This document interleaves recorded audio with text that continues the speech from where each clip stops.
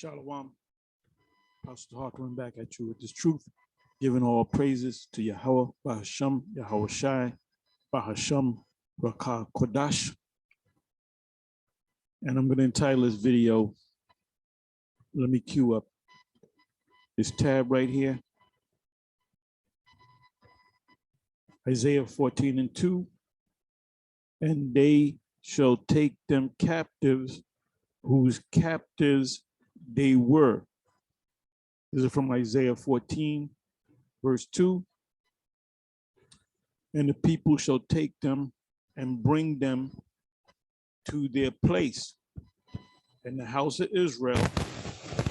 And I'm going to show you that the house of Israel is not talking about the body of believers, the church from every nation, spiritual Israel. No such thing as spiritual Israel. The spiritual, if there's spiritual Israelites, they're the actual Israelites. You know, you got these Christians, and I'm going to focus on Vocab Malone because I'm going to show a clip from a video, a short from a video where he goes head to head with this individual calling himself the Apostle. He's on he's a frequent guest on Sarnetta's platform, and you'll hear what you got to say. He's gonna tell Vocab that the nations are going into captivity, but we're gonna treat them nice. Well, not what the scriptures say, but I'm gonna let you hear it, and then I'll give you a handful. I went through some precepts. I basically picked out a couple of words.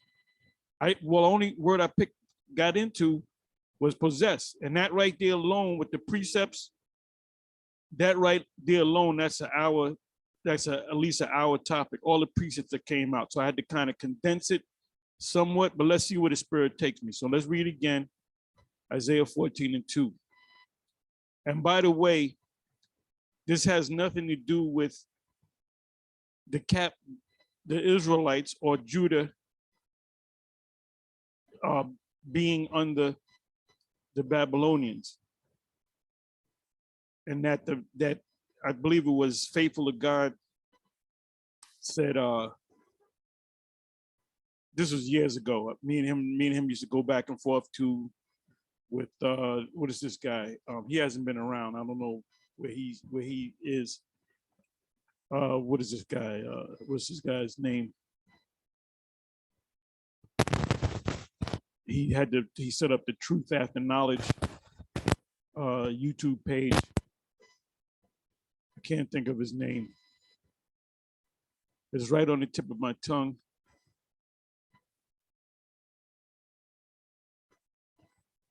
He even came down to the camp wearing a T-shirt that had an image of Santa de Guadalupe. I forget the guy, Abu Kamar. We used to go back and forth with him.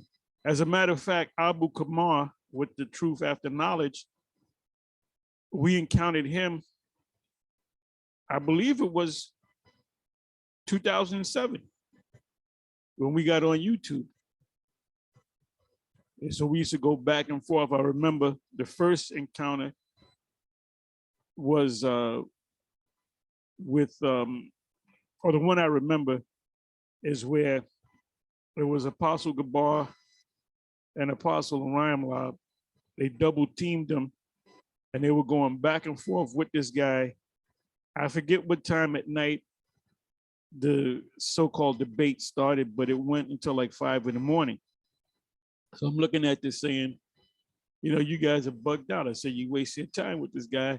You know, you're there for hours up until from, I guess I'll say 9 o'clock in the evening that day, whether it was on a Sunday night, all the way into 5 in the morning on a Monday. You know, talk about stood so stiffly, right? Because we have to defend the gospel. Now, I want to say this as a little side note. You had a Vocab Malone roll up on some of the members of the Sakari. They were going back and forth. This was recent. And what happened was they closed up. So vocab, what scripture did he? I think he said the wicked flee when no man pursueth, but the righteous are bold as a lion, if I'm quoting it right. And he says, read it again. You know, he's going in our spirit, read it again. And these guys are leaving. So it made them look bad. Well, we normally leave at 8 o'clock. Well, no, you don't leave at 8 o'clock. You let them know, you let the head Al-Azhar, priest Al-Azhar, you let them know, look, we're going to stay out a little bit longer because we're going to deal with these people. Now, when Vocab Malone rolled up on us, who left? It was them that left. And then we closed a little after. And right as I remember it like it was yesterday, he walked down, it was on Morningside. He walked down the street and he made him and his crew. I mean, we shook their hands, we laughed a little bit, and I remember Adam Coleman, the brother with the dreads, the big brother. He was his page, True ID or something like that. But his name is Adam Coleman. And he said, at the end, when they were getting ready to leave, he said, good bill, good bill. And I looked him dead in the eye, and I said that he's speaking from the heart. He said it, in sincerity. Now, if we were to pull Adam Coleman to the side and go into the scriptures, he may just come around. We should start focusing on him because he's lost, but I believe he's sincere. Some of these guys that are on the so-called other side are sincere, but they're being led by this demon, Vocab Malone. Which the Vocab Malone is clearly not sincere. He's not sincere at all. He might act and play like he's sincere, but he's not sincere at all. Me and him had many back and forths on the comment board, and I'll make a video, he'll make a counter to a video. Like I'll give you one example. I did a video on hell, proving that hell is a grave, and that's easy. That's easy work, to prove to you. That's why you got to go into the Greek. There's a thing called etymology. You read something in the English in the Bible, you might not be sure what it means, so you pull out words. You pull out words, and then the original writing was in the Greek. Now we know that Matthew, John, Matthew and John, we know they didn't speak Greek. Luke and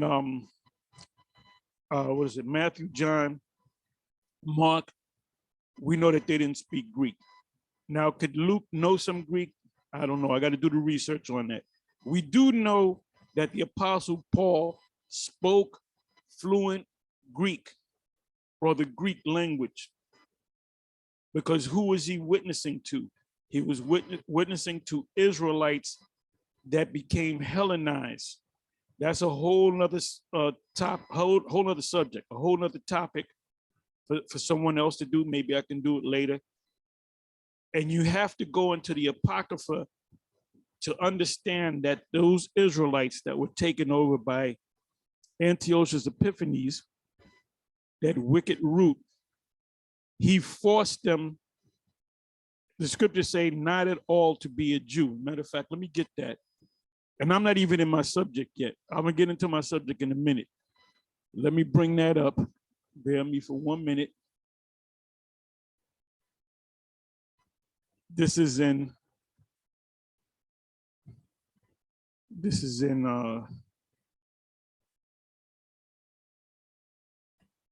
Second Maccabees. Bear me for a minute.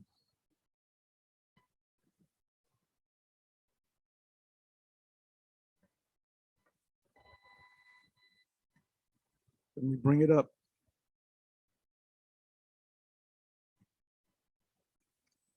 Second Maccabees, I'm almost positive it's 6, verse 6.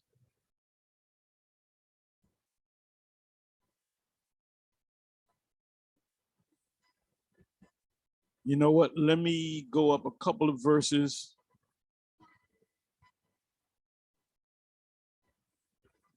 Let's start at the first verse. Second Maccabees 6, verse 1. Not long after this, the king sent an old man of Athens to compel the Jews to depart from the laws of their fathers. Now, this old man from Athens was an Israelite. When you go to Acts chapter 17, when the Apostle Paul encountered men of Athens, those men were Israelites that followed they were Hellenized. They were Hellenized. And so basically they're the same people, the Kemetic people. And I believe, my personal belief, that those people that the Apostle Paul encountered could very well be Sarnetta and those Kemetic people, I'll call them, because they're not budging. Why would Captain Tazariak even, dedicate 1 minute of time to to Sarnetta or have a debate? It's pointless, because guess what? That debate, the last debate between Captain Tazariak and what's the brother's name? Zulu Sabaz, Malik Zulu Sabaz, which he said in that debate, he's an Israelite. You can tell me I'm wrong, but I remember him saying, yeah, we Israelites too. It's something to that effect. All right. I'm not going to give you the exact words. You got to go to the debate. So then the debate should be over. If the guy said, well, we are Israelites, well, the debate should be over. You cannot be a Kemetic person and you cannot be an Israelite at the same time. But anyway, the audience, you had people that were on the side of Captain Tazariak, and you had people that was on the side of Malik Zulu Shabazz. Now, guess what? When everybody left, when the debate was over, everybody left. Guess what? Everybody that left, everybody that came in Kemet, they left Kemet. Everybody that came in knowing, accepting the fact that they were Israelites, left as Israelites. So what was the point? What happened? And then what they do is, no, he won. No, he won. No, he got it. What was the point? That basically, that's a spectator sport. And Sarnetta is the Don King of that sport. That's for entertainment and ultimately for money. Now, you can't knock the man for that's the way he makes money. That's the way he makes his money. But ultimately, it's not the truth. And there's going to come a time where all that bullshit is going to go out the window, because what you should be focusing on is the prophecies. What do I mostly go into? The prophecies. I'm not going to tell you that King David wore sandals with wings on it, and his sandals were gold, and he had a harp with the shield of David on. No, I'm not going to tell you all that, man. I'm giving you the prophecies, because these prophecies are coming to pass. Like we say, these prophecies are popping off like hot popcorn. And they don't see it because the Most High closed their spiritual eyes. These Kemetic guys, and not just the Kemetic guys, but anybody else. These Christians don't see it. The Most High closed them. The fact that you know the truth is because the Most High opened your eyes, because you were predestined to be in this thing, because you were predestined from the foundation of the world. If you are the elect, you are always the elect. If you are a prophet now, you were a prophet in the past. And if you're written in the Lamb's Book of Life from the foundation of the earth, guess what? You're never going to be blotted out. There's nothing that you can do to be blotted out. Our Lord, Yahweh Shai, there's nothing that he could do to make them go off the course. A man's goings of the Lord. How can a man then understand his own way? John the Baptist, he had a course to fulfill, and he fulfilled it. Now you got the not IUIC, the ISUPK. They're saying that John the Baptist fell out the truth. They really don't understand the scriptures. And nobody jumped up. Captain Tazariak did not jump up and say, wait a minute, you guys are going off. Because there's nowhere in the scriptures where it said John the Baptist fell out the truth. That shows you that the Spirit is not dealing with these guys. That's why if the Spirit was dealing with IUIC, ISUPK, and some of these other groups, the Spirit would show them, open their mind to see that the MOTB is the charagma, but they can't see it. Why? Because the Most High did not open their eyes. Either they know and they got a bag, or the Most High closed their spiritual eyes. Either or. Anyway, let me get into this. I'm going into a lot of other subjects, but I'm going to get into the main subject. And they shall take them captives, whose captives they were. Isaiah 14:2. It said, not long after this, the king, which is Antiochus Epiphanes, sent an old man of Athens, right away. Oh, he's a white man. He's a Greek man. No, he was an Israelite that lived in Athens. Remember, you had Israelites scattered throughout Asia Minor. That's why the Apostle Paul initially made 3 journeys, major journeys. Ultimately, he made 5 journeys. But the more significant journeys were three of them, of the 5. And who was he talking to? He was talking to Israelites. What language was he talking to them in? He was talking to them in the Greek tongue. That's why when you go to, I'll give you one precept. I'm not going to give you a whole bunch. You go to Galatians 3 verse 28. It says the Jews first and also the Greek. Maybe I'm not saying it word for word, but that's pretty much what it says, the Jews and the Greeks. So wait a minute, the Most High loved the Israelites, but he added one other nation to the fold that he's going to save, the Greeks? No, the word Greek is a generic term or word, which means all the people that spoke Greek, whether they're Judah, Benjamin, or Levi. These were, or the rest of the tribes. They were being called Greek because, number one, they became Hellenized. And this is part of the Hellenization in this book and chapter right now. So let me read again. It says, not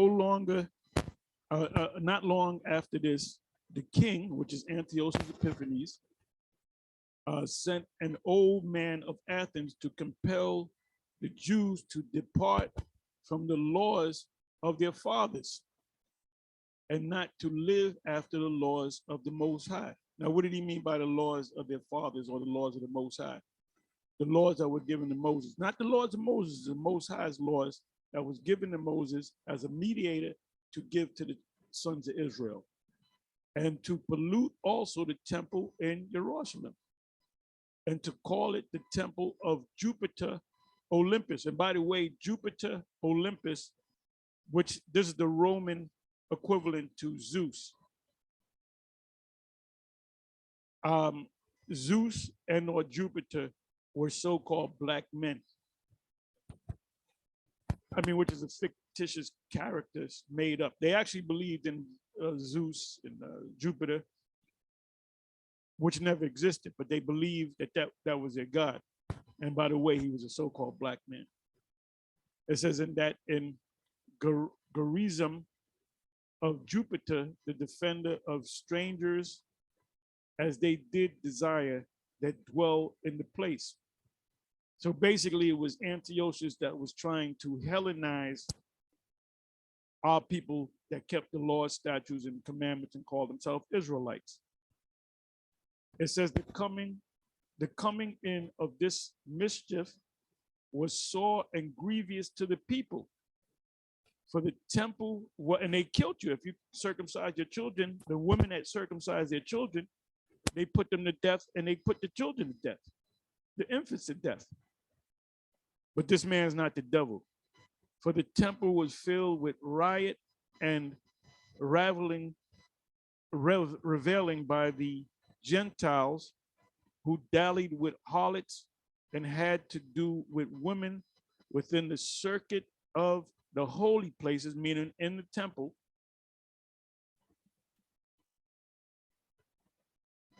And besides that, brought in things that were not lawful.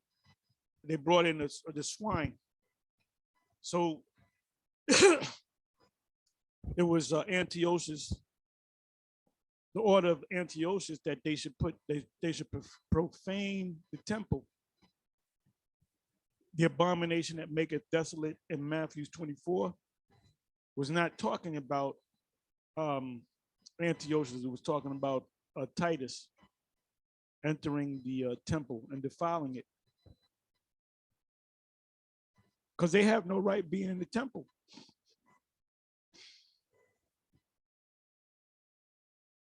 Okay, the altar also was filled with profane things. I mentioned the swine, which the law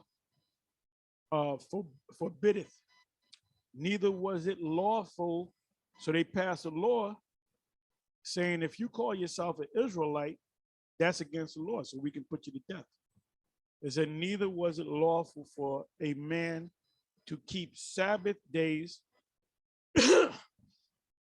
or ancient feasts, or to profess himself at all to be a Jew. So you had people that didn't want to die. They didn't want their children to be put to death. So they taught their children, no, you're Greeks, you're Antiochians, or you're sons of Zeus or Jupiter.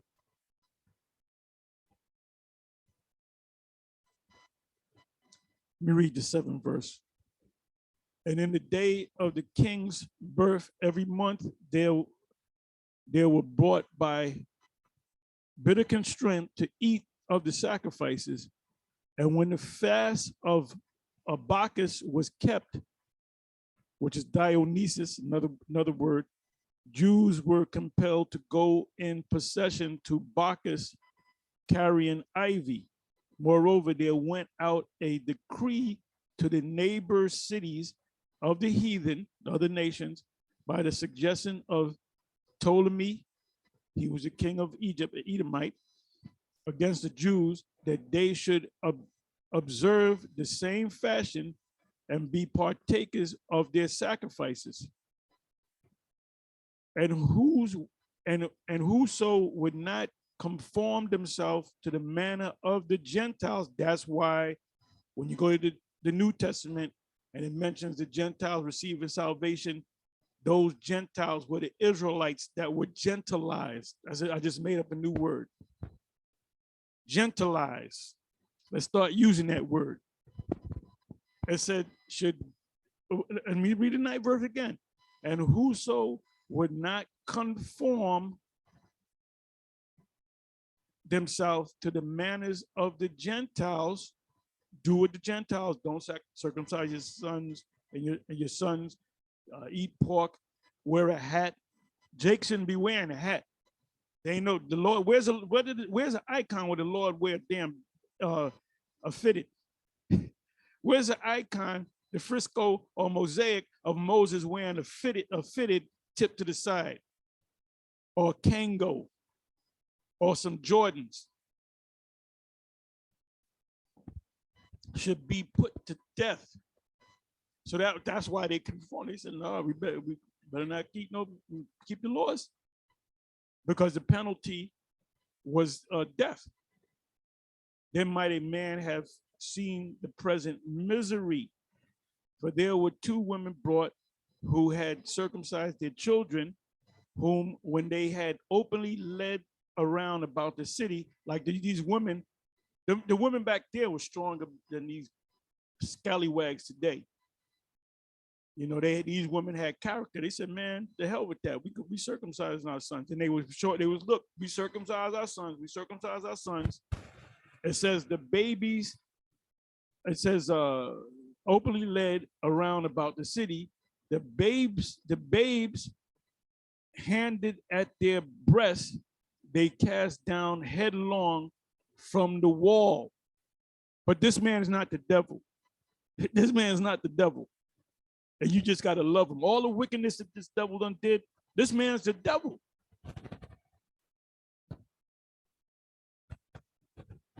And this man is going to pay. He's going to pay dearly for it. It said, in others that had run together into caves nearby to keep the Sabbath. So you had Israelites running and hiding in caves so they can keep the laws, statutes, and commandments of the Most High, Yahweh, Ba'ashem Yahweh Shai, Ba'ashem Rakah Kodash. And others that had run together into caves nearby to keep the Sabbath day secretly, being discovered by Philip, were all burnt together because but this is not the devil. And you can't hate him. You know, you get on the show, Esau, do you hate white people? And then they'll say, see, they're a hate group. Motherfucker, the reason why we're over here in this country is because of hate. And you have to go into captivity. You are going to go in the hardcore captivity under the Israelites. The number one nation on the list is going to be Edomites. And that's what the scriptures say. We're not saying it based upon our feelings or emotions. We're saying it based upon the scriptures, because they made a conscience to help themselves for the honor of the most sacred day. So you had some that said, oh, I don't want to be put to death. Let me go eat some pork. You know, let me not circumcise my children. Let me not keep the Sabbath. Let me put let me put a fitted on my head and tip it to the side. Let me partake into the place of exercise. Let me be a part of the Olympics. It said, now I beseech those that had this book that they be not discouraged of those calamities. And pretty much the same thing gonna happen with the charagma. You know, when they and let's hope that this thing happens inside the 6 months. 6 months, 9 months, or inside of the year. Because before the destruction comes, they will attempt to charagma the whole planet Earth. They're building the infrastructure right now. That's where there's construction. You notice that there's construction all over the place. They're building a new infrastructure. They have the 5G towers up, and they'll build them overnight. I ran into drove by a couple of towers that I didn't see 2 weeks before that. So they'll work overnight. They'll put up those towers. They'll put up those, what do you call them? They're on the phone lines. These black things that hang down, that's part of the 5G network. And ultimately, they're going to put charagmas in you, and you're going to be a part of the system, the internet of all things, smart cities, the fourth industrial revolution. And by the way, this Monday, starting Monday, which is the 23rd, May 23rd, they're going to have their meeting in Davos, which is the World Economic Forum. So I urge you to watch that and to see what they say. And keep your eyes on the main individual is what's his name? Schwab. Klaus Schwab, the guy with the German accent.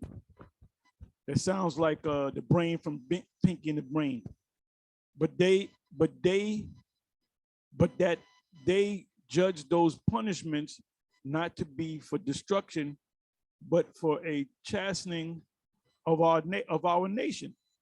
For it is a token of his great goodness when wicked doers, we know who the wickeds are not suffered any long time, but forthwith punished. Let me read the 14th verse. For not as other nations whom the Lord patiently forbeareth to punish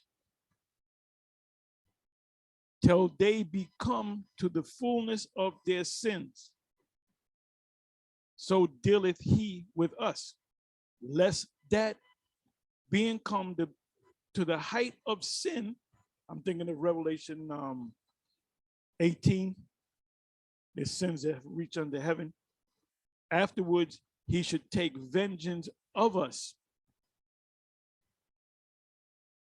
And therefore he never withdraweth or never withdraweth his mercy from us. From who? The Israelites. He's always dealt with the Israelites. That's his chosen people. And though he punished with adversities, yet doeth he never forsake his people. Anyway, you can read the rest of this, but I'm going to go into the subject now.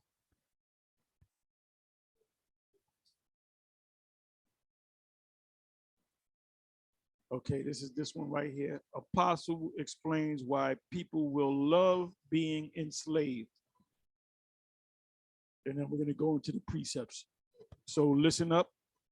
It's a short, by the way.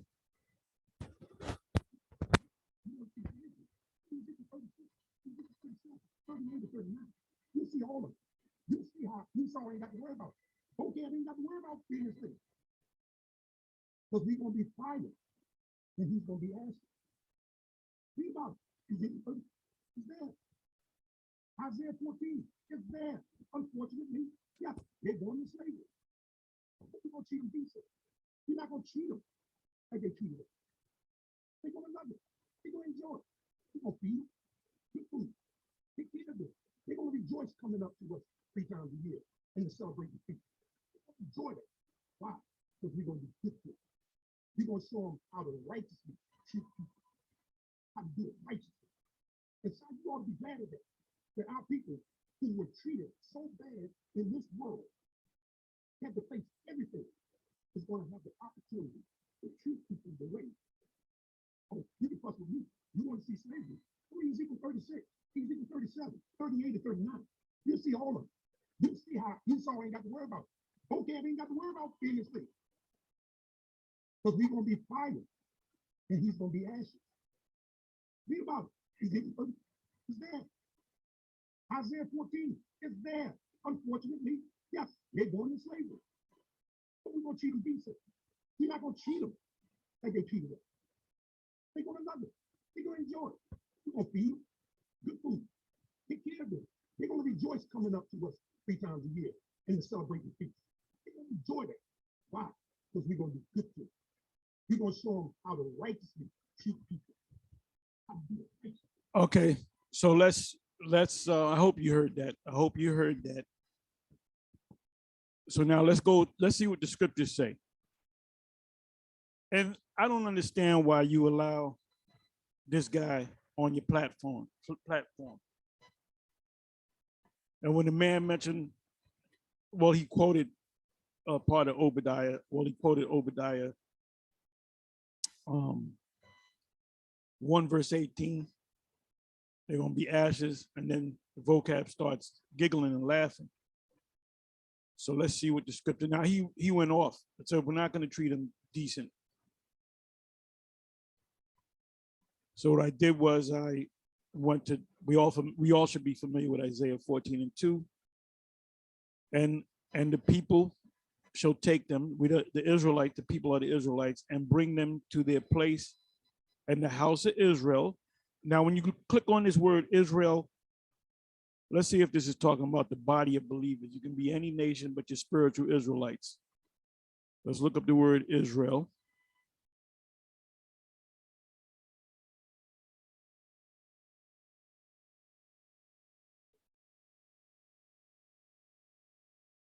Okay, it says the house of Israel. The word there, if you know the Hebrew, is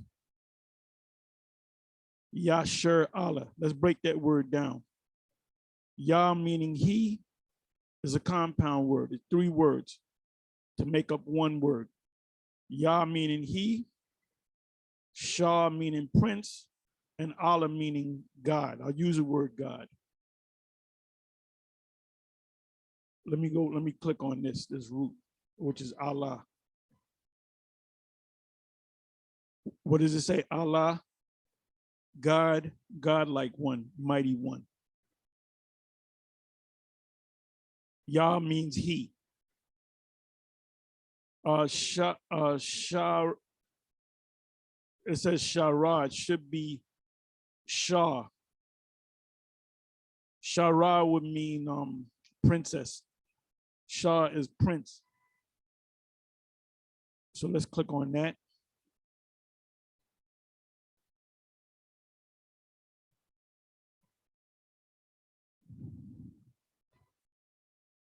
Contend, having power, contend with, persist. Doesn't, well, maybe this word goes into that, but the word Shah is prince.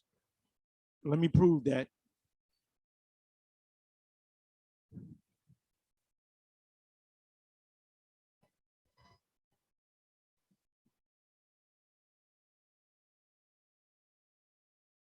Okay, Galatians 23, verse 6. Let's see what it says.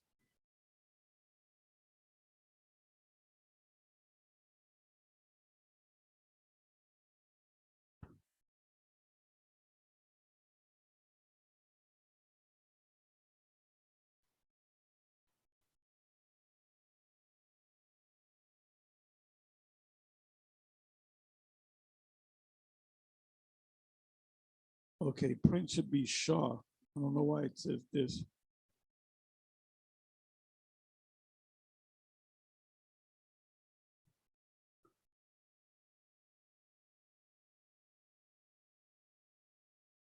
Shaya, prince, chief. The word should be Shah, but it's close. Shaya, Shaya. So let's come back. Did I go too far? I think I went too far.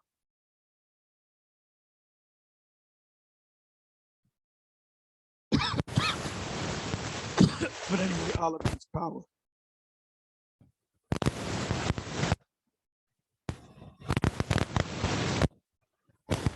Israel, bells.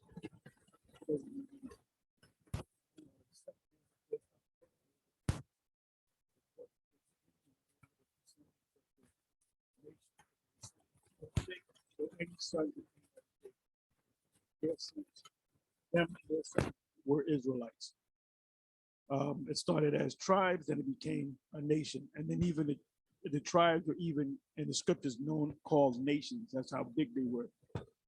The name of the nation until the death of Solomon and the split. What does it mean by the split? You had a split after King Solomon's son took over. You had the adversary Jeroboam, but it was based upon prophecy. It was the prophet Ahijah that tore his garment up. I believe it was 12 pieces. It was 12 pieces that he gave 10 of them to Jeroboam and basically said, you're going to take 10 tribes. So he did it based upon prophecy. The name used and given to the northern kingdom, consisting of the 10 tribes under Jeroboam. The southern kingdom was known as Judah, which consisted of Judah, Benjamin, Levi. The name of the nation after return from the exile, they were always known as Israel. Under the Romans, they were called Jews. They weren't called Israelites. So when they said Jews, that's why the Apostle Paul said that he was a Jew, because that captain didn't understand Benjamin. You know, the word Benjamin or the name Benjamin. So now let me bring this back. Okay, so it says here, and the people shall take them and bring them to their place. And this is yet to happen. And the house of Israel, the Israelites, we looked it up, is talking about the national Israel, shall possess them in the land of the Lord for servants and handmaids, and they shall take them captives whose captive they were, and they shall rule over their oppressors. Why are we over here in the Americas? Because another nation went to another part of the earth and took us by force and forced us into slavery for a number of years. And we're still slaves to this day. We're still under this man's hand to this day. Anyway, let me pull out some words. Let's deal with the word possess. Let's deal with the word possess.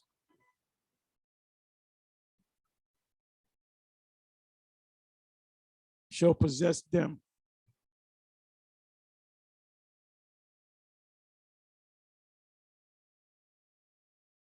The word is nachal, to get as a possession, acquire, inherit, possess, to take possession, own, inherit, to have or get as a possession or property. They're going to be our property, like we were their property. We were a commodity. They put us in cargo slave. They didn't put us in cargo slave ships. They put us in cargo ships. You had one part of the ship that had maybe rum, sugar, or whatever. Then they had another part where they had something else, you know, other things. Then they had then I believe it was either the bottom, the very bottom, if I'm not mistaken. You know what? Let me do this. Let me do this.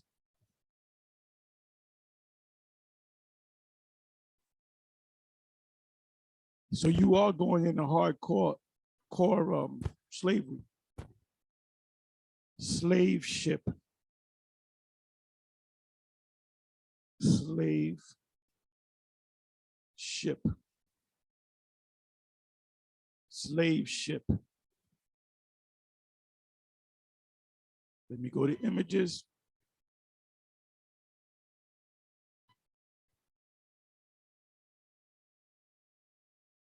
Okay, let me see if I can find this image here. I think this is it. Boom. Look, you see on the top, you see these fellows right here. These are, you can clearly see that they're Edomites. You can clearly see that these are Israelites. This one is hog-tied. This one is bowed down. They're down on their knees. I don't know if these are women that they're going to have sex with. Okay, then it's a middle where you had the slaves laid out. This is a heinous crime. And you really think you're not going to pay for this? And we're going to treat you nice like the apostle says? And then down here you have sugar, barrels of rum, and other things. So this was not just a slave ship, this was a cargo ship. And part of the cargo were Israelites, but you can clearly see that they're black people. The fulfillment of Deuteronomy 28, verse 68. Then you had other cargo. Let me, I got to get into this. Okay, the Trial Slave Ship Rebellion, 1805. So you had rebellions. They don't speak about that. That's a whole nother subject right there. You know what I'm gonna do? Let me do this. Let me do this. Okay, let me go. The Trial Slave Ship Rebellion. The Trial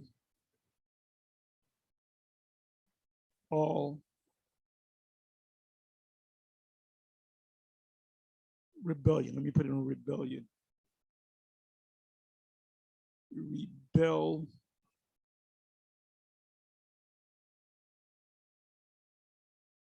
Yeah. Let's see what comes up.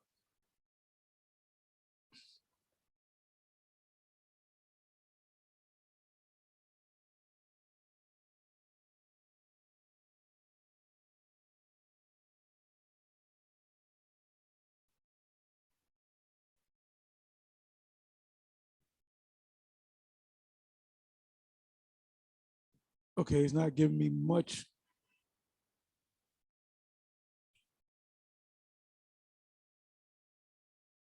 It's not giving me anything.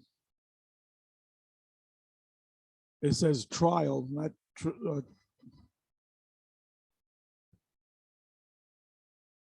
Let me do this. Slave rebellions.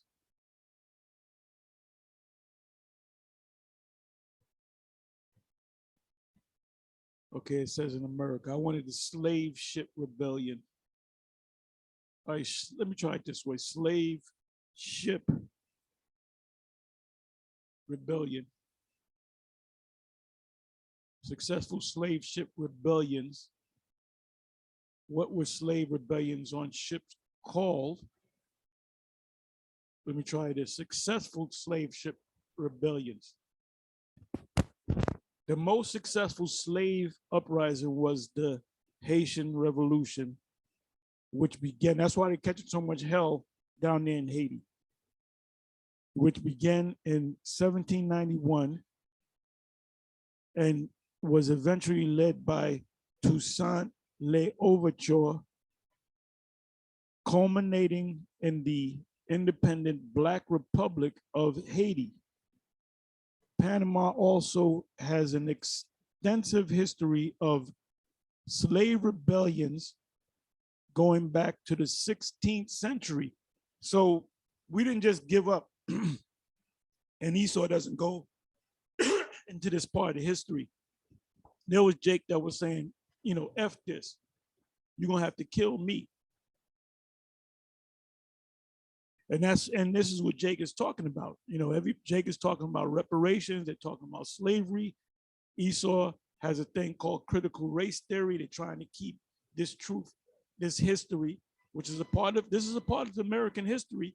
They're trying to keep it out of the school books. You cannot run from your past. What does it say in Exodus? Not Exodus. Ecclesiastes 3 verse 15. It says you are required to pay for what you did in the past. I'm paraphrasing. And so what was the most successful slave rebellion? Let me just click on that. The Haitian Revolution. That was the most successful. How many successful slave rebellions were there? As early as 1934, our old friend Joel L. Rogers identified 33 slave revolts, including Nat Turner's, in his 100 Amazing Facts. And 9 years later, the historian Herbert Eptheker published his pioneering study, American Negro Slave Revolts. What were the top 10 greatest slave rebellions?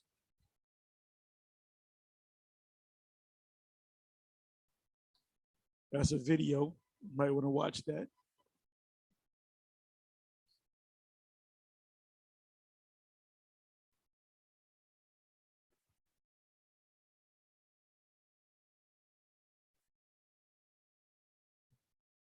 The most successful slave rebellion in history, the Haitian Revolution. And those were the Levites. So Levites, they swung a sword. Was Nat Turner's rebellion successful? It says in Genesis 49, the truth shall overcome him, but he shall overcome at the last, right? Gad. For about 18 hours, the rebels were unchecked. They killed at least 55 whites, making Nat Turner's rebellion the deadliest slave revolt in the history of the United States, but they were notably less successful in other tasks, recruiting fellow slaves.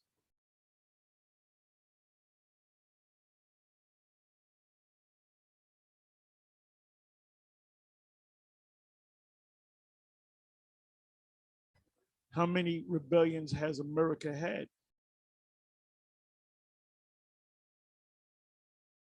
Okay, the Shies Rebellion, the Whiskey Rebellion. Those are Edomites that I believe it was Virginia.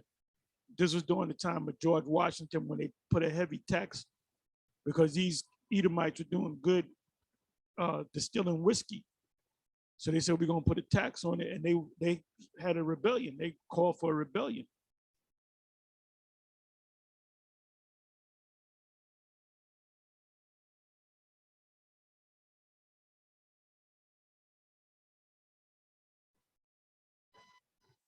What was the first slave rebellion in the United States? It said it says revolts involve alongside slavery. The first known slave rebellion in one of England's American colonies, 13 colonies, took place in Gloucester County, Virginia, and what, in 1663, 44 years after the first slaves arrived in the British colony.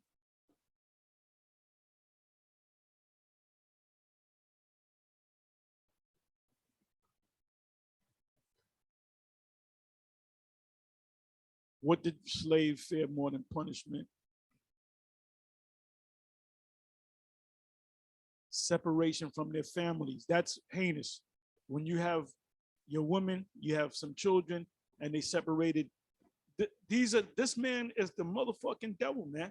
This man's a devil, but they'll call you a hate group for saying that. You call him a devil? See, you're a hate group. You're filled with hate.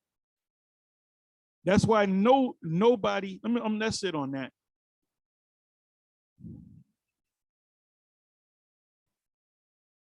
Let me go to this one. Who led the Stono Rebellion?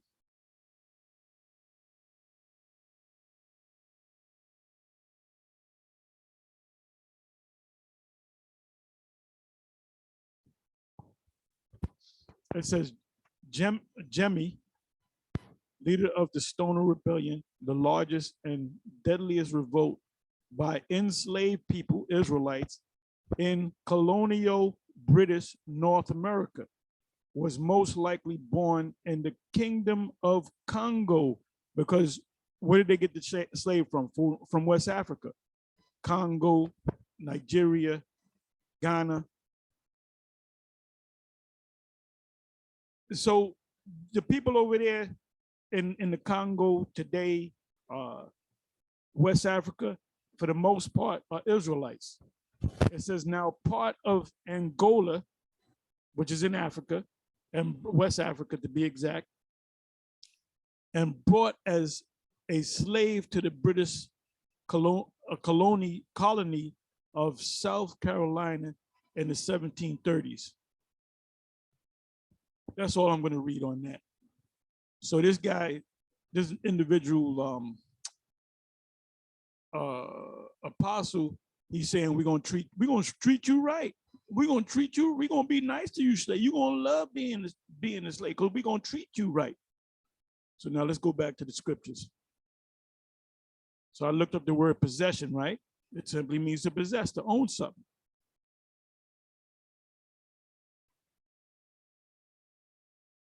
Bear with me for a minute.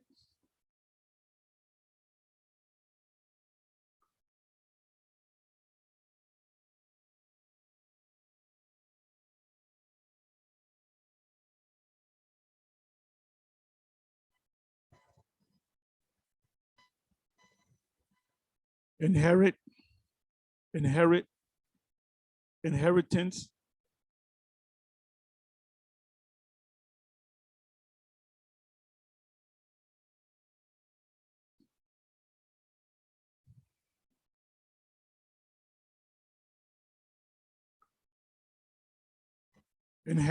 inherit, possess. Isaiah 57 verse 13. When thou criest, let thy companies deliver thee, but the wind shall carry them all away.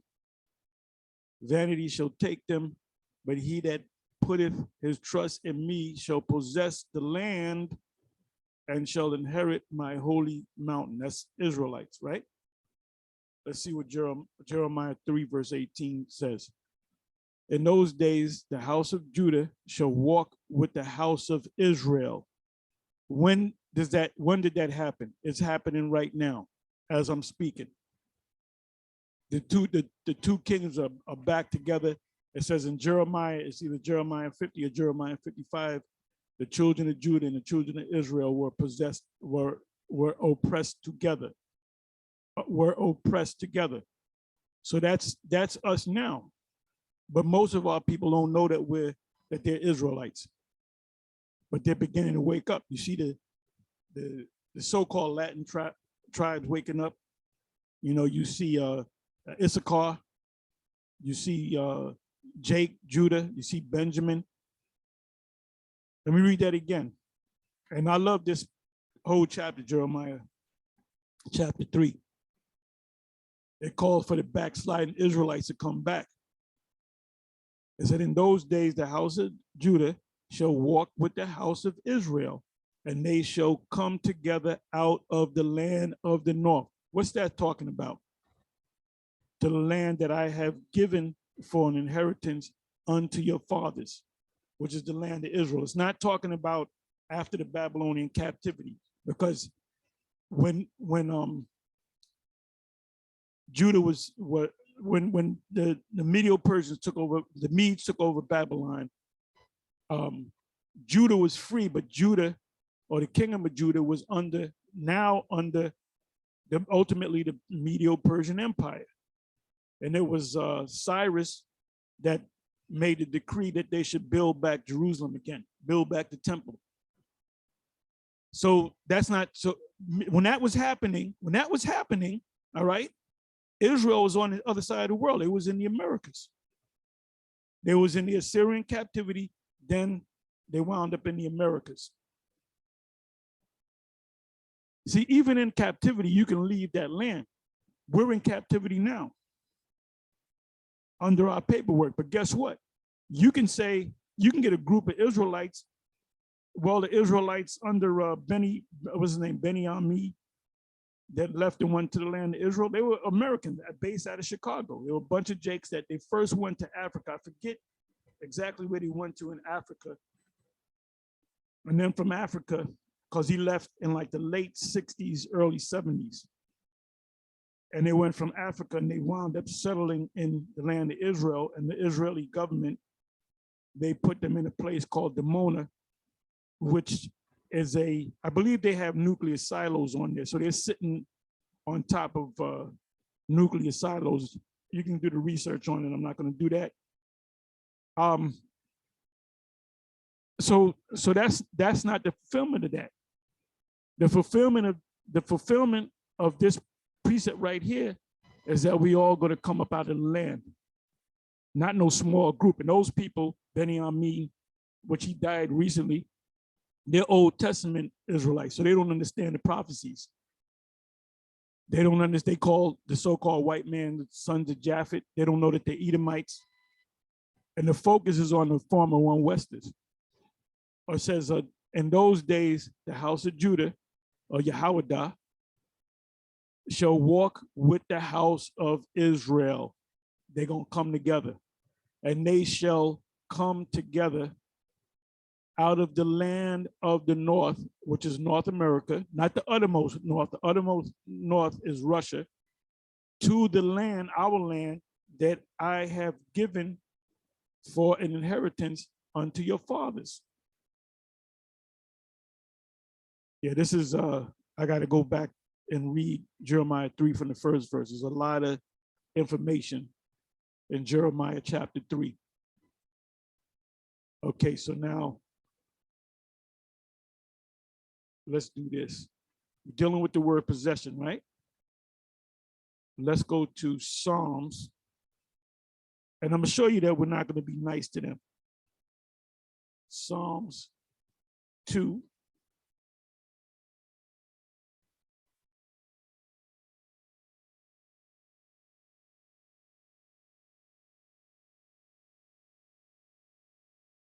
And 8, ask me, and I shall give thee the heathen. Now, heathens are two things: a land, also a people. When you go to Amos, and we're going to go to that in a minute, Amos 9, starting from 11 on down, it says we shall possess Edom, meaning we're going to possess Edom's land, because Edom's not going to have a land, because they're going to be scattered among the Israelites as slaves. They're not going to have, they're going to be living in slave quarters, if you will. So when they go to retire after they work in the field or whatever we make them do, they're going to go to their slave quarters, and they're going to live. They're going to live in a meager way. They're just going to have the bare essentials to keep them alive, so they can work the next day. It says, "As of me, and I shall give thee the heathen, the land and the people, for thine inheritance, and the uttermost part of the earth for thy possession, that thou shalt," 9th verse, "break them with a rod of iron." So now that's not talking about the land, that's talking about the people. It said, "Thou shalt dash them in pieces like a potter's vessel." So when we get them into captivity, we're not going to be nice to them. We're going to be rough to them. You can also go to Revelation 2. What is that? The 25th verse. See, this is the promise given to our Lord. So we're joint heirs as far as the inheritance goes. Romans 8. So now let's go to Revelation 2. So the apostle went off. "Oh, we're going to be nice to you. We're going to treat you right." Beating somebody over the head with an iron rod is not treating somebody right.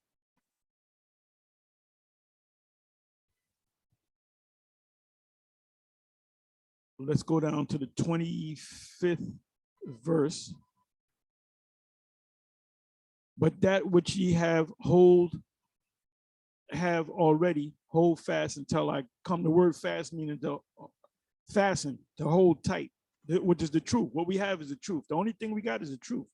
"Till I come," till the Lord come. "And he that overcometh, he that endureth unto the end, and keepeth my works." What does it mean by keepeth my works? Does it mean to work for UPS and then after that work for Amazon? No, the works is teaching this word. Unto the end, you guys that went back into the world, I don't give a damn how many years you put in this truth. You turn your back before the Lord comes, all those works that you did in the past, the Most High doesn't count them. It said, "To him will I give power over the what? Over the nations." Let's look up the word nations. Let's see what the word nations mean. Other nations outside of Israel, which are not written in the book of the Lamb's book of life. Nations. Ethnos. A multitude, whether man or beast, associated or living together, a company, troop, swarm, a multitude of individuals of the same nature or genus. Genus meaning seed. The human family, a tribe, nation, people, group. In the OT, foreign nations not worshiping the true power, pagans, Gentiles. Paul used the term for Gentile Christians. Now that word Gentile Christians should be Gentile Israelites. They were called Christians first in Antioch. Who called them Christians? People that didn't believe in the Lord. And Christians just mean anointed. Christians is another word for Israelites, anointed ones.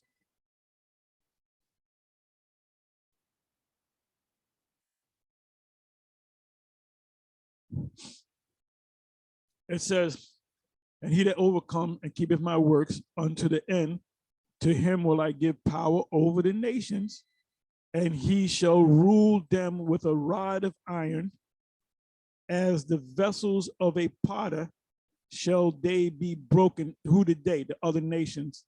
to shivers, even as I received of my father. So that's not being nice. That's not being nice. Let's come back to Isaiah.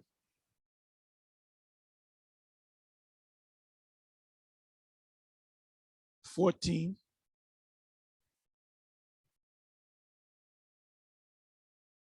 and 2.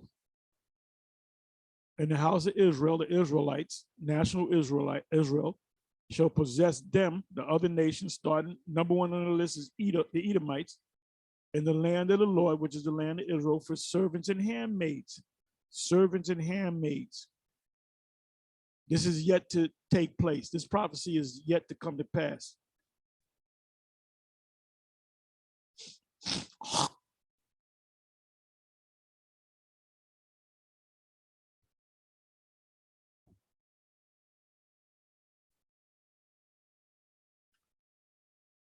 Shall take them and bring them to their place, and the house of Israel shall possess in the land of the Lord for servants. Let's look up the word servants. Servants.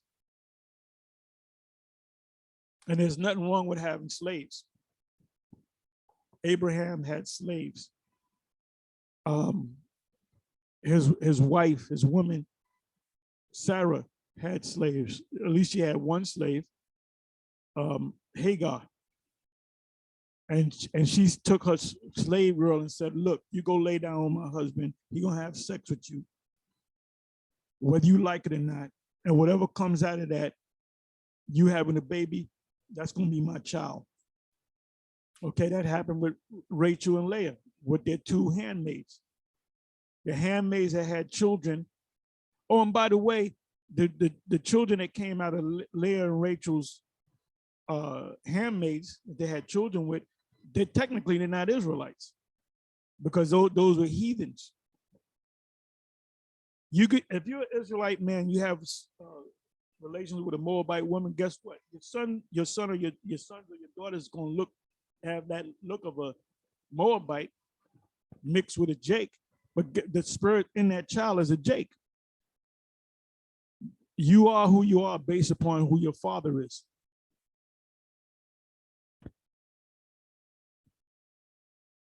So you're going to have you're going to have Israelites that look just like Edomites. You're going to have Israelites that looks just like Jews. You have the small hats. Some of them, there's a certain percentage of them. I can't give you the exact percentage, but I believe some of them are actually Israelites. They're actually Jakes. So this word right here, abad, which means slave. Something means slave. So they're going to be our slaves.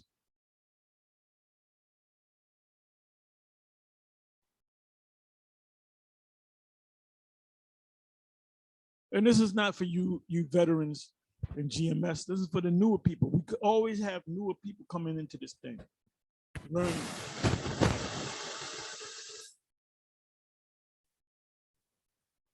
It said the house of Israel shall possess, look up to possess, to own them in the land of the Lord, the land of Israel, for servants, which means the word is ibad, which means slave, and handmaid. Let's look at the word handmaid.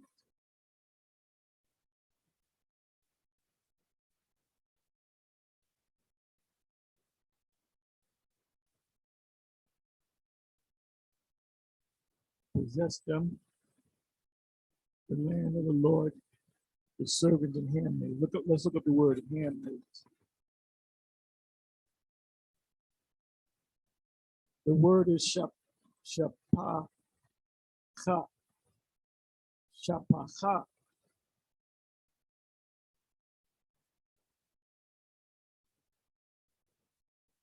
Maid servant, slave girl.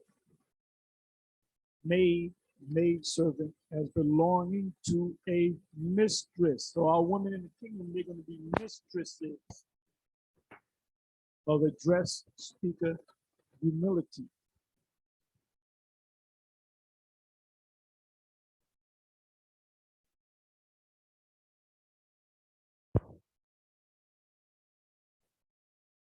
And like I said, there's nothing wrong. The Most High has no problem with you having slaves. Let me give you a couple of precepts. Genesis 12, verse 16. And he entreated Abram well for her sake, his wife's sake. And she, when you read a couple of verses, you understand what I'm talking about. And he had sheep, Abram had sheep and oxen and asses and manservants and maidservants and she asses and camels. It says, and he entreated Abram. Who entreated Abram well? The Most High. And he blessed them with what? Maidservants, manservants, and maidservants. God never intended us to go into captivity. Well, wait a minute. We went into captivity. Abraham had slaves. Rachel and Leah had slave women that said to their women, look, you're gonna lay with my husband, whether you like it or not. And when you become pregnant, whatever you have, those children are gonna be mine, my children. There's a movie come out, and then there's a remake on it called A Handmaid's Tale. That's what that's all about. The handmaids. So are we going to have slaves in the kingdom? Are we going to have concubines in the kingdom? Let me read that again. Oh, let me pull this out. Let me pull out manservants and maidservants. That's what the Most High Yahweh blessed Abram with.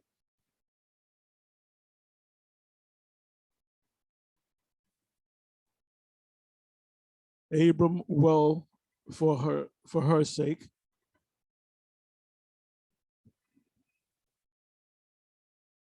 Let me go to manservants.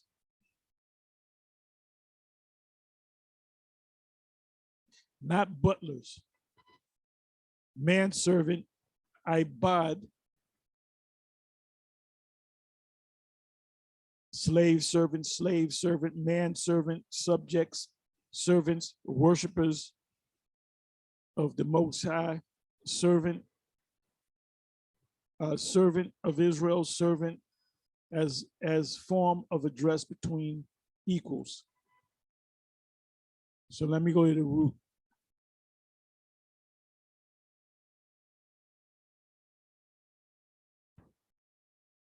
Abad, to work, serve, to labor, work, do, for free, by the way, for free. To work for another, serve another by labor, to serve as subjects, to serve the Most High, to serve, to be worked, be tilled of the land, to make oneself a servant, to be worked, to compel to labor or work, cause to labor, cause to serve, to cause to serve as subjects, to be led or enticed to serve.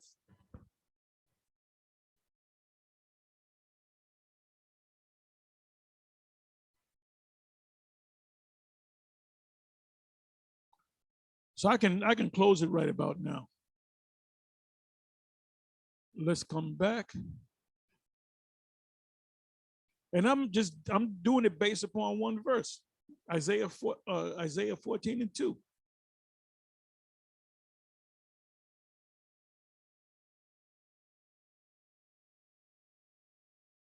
And the people, Israelites, shall take them and bring them to their place, and the house of Israel, which represents Judah, the kingdom of Judah and the kingdom of Israel coming together, shall possess, own them, the land and the people of the Lord, for servants and handmaids, slave men, slave women, and they shall take them captives, whose captives they were.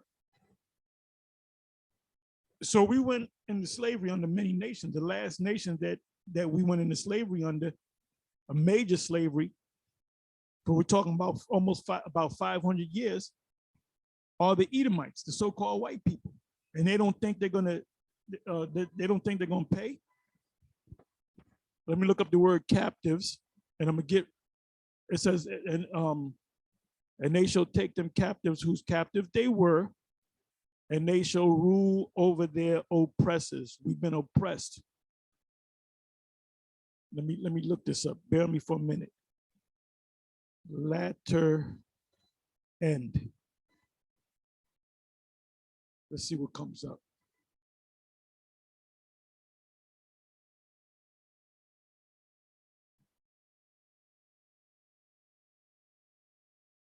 Okay. 22. This latter end occurs 22 times in 11 verses.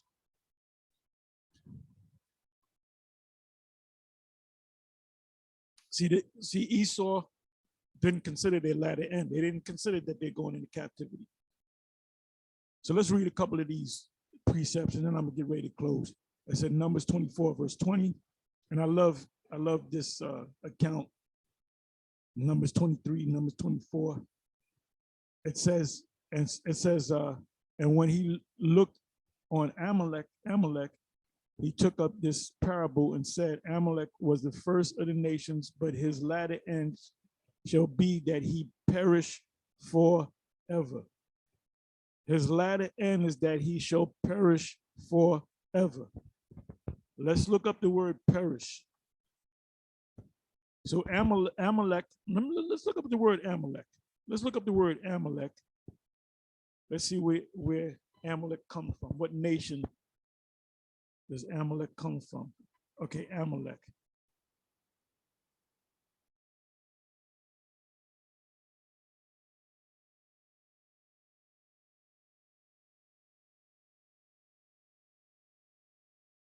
Amalek dwelleth in a valley, son of Eliphaz, by his concubine Timnah, grandson of Esau, and the progenitor of a tribe of people in southern Canaan, descendants of Amalek.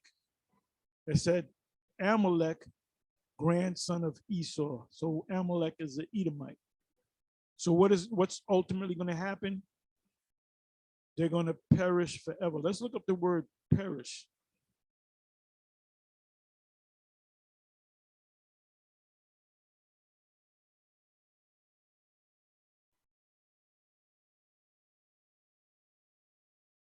Abad,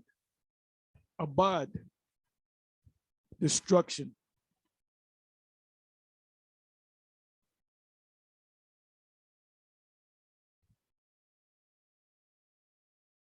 So we just read the 20th verse, Numbers 24, verse 20. Then we go to Numbers 24 and 24. And ships shall come from the coast of Chittim, that's Cyprus today, and shall afflict Ashur, and shall afflict Eber, and he also shall perish forever. That's them Edomites. After they serve their time of hardcore slavery, we're going to make them disappear.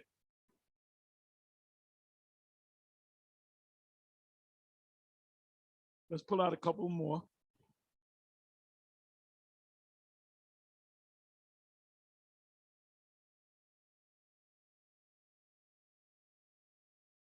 Let me just proofread this.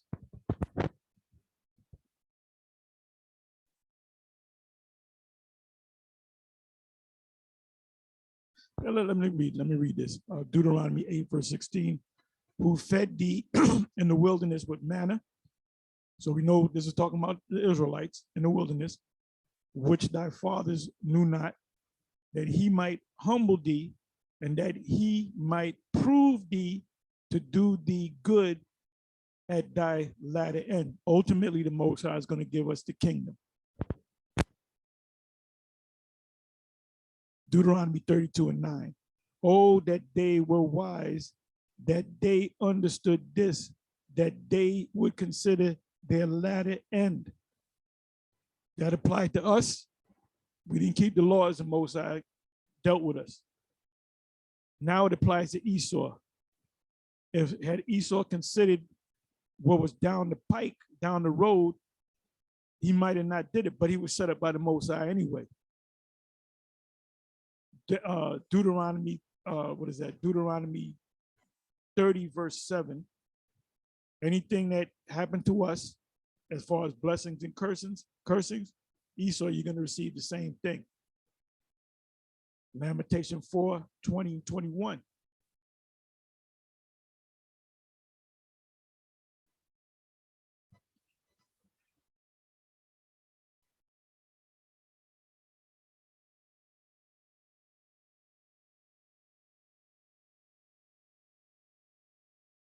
Job 8, verse 7. Though thy beginning was small, yet thy latter end should greatly increase. Did not that happen to Job?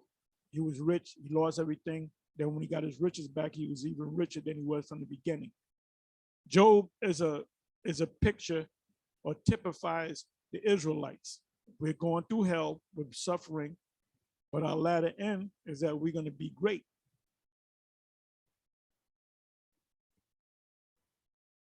Well, here it goes. Job 42, verse 12. So Yahweh blessed the latter end of Job like he's going to bless the latter end of us, the Israelites, more than his beginning. So he had 14,000 sheep and 6,000 camels and 1,000 yoke, which is 2,000 oxen, and 1,000 she asses. So Job was rich.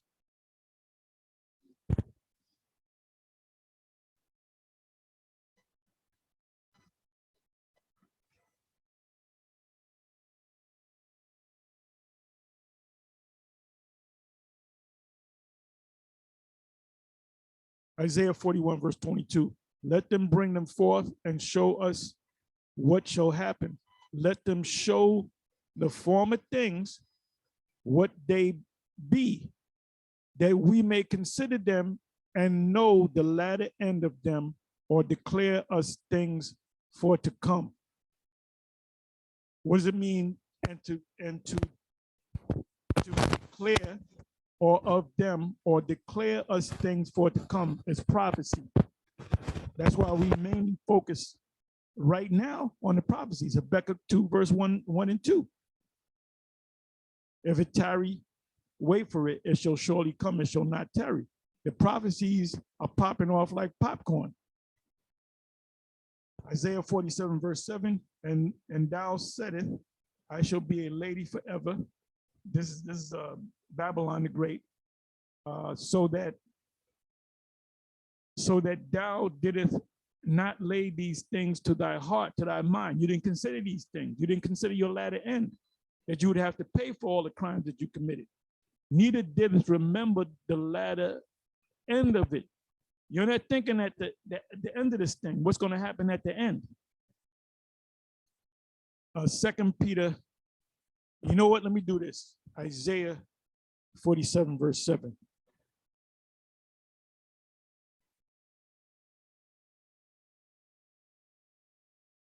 Lament for Babylon. We know it's not talking about ancient Babylon. We know it's talking about the daughter of Babylon. Come, first verse, come down and sit in the dust, O virgin daughter of Babylon, which is this country right here, America, the U.S. Sit on the ground. There is no throne, O daughter of the Chaldeans. For thou shalt no more be called tender and delicate. The Most High is going to bring fire against you.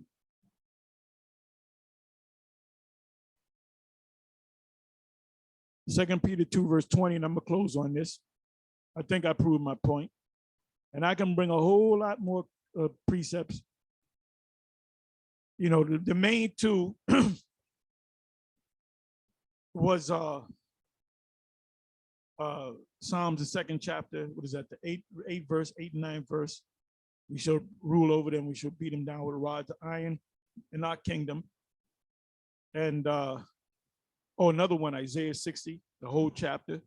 Isaiah 49, Isaiah 61. Revelation 2, verse 25 and 26.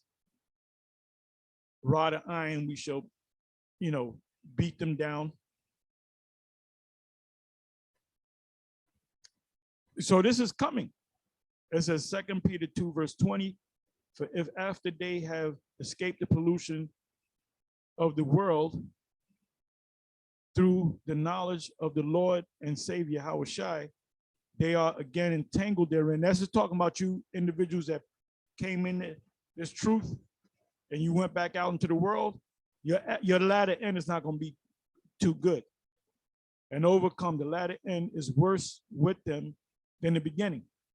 Now, when you go to Matthew, what is that? Matthew's 12, around about the 40 some odd verse, it says, when you come into this truth, a demon is taken off of you. When you turn your back on this truth, that demon comes back on you, but he brings 7 demons more powerful than him, mightier than himself. So now you have 8 demons on you. Anyway, with that, I'm gonna say shalom.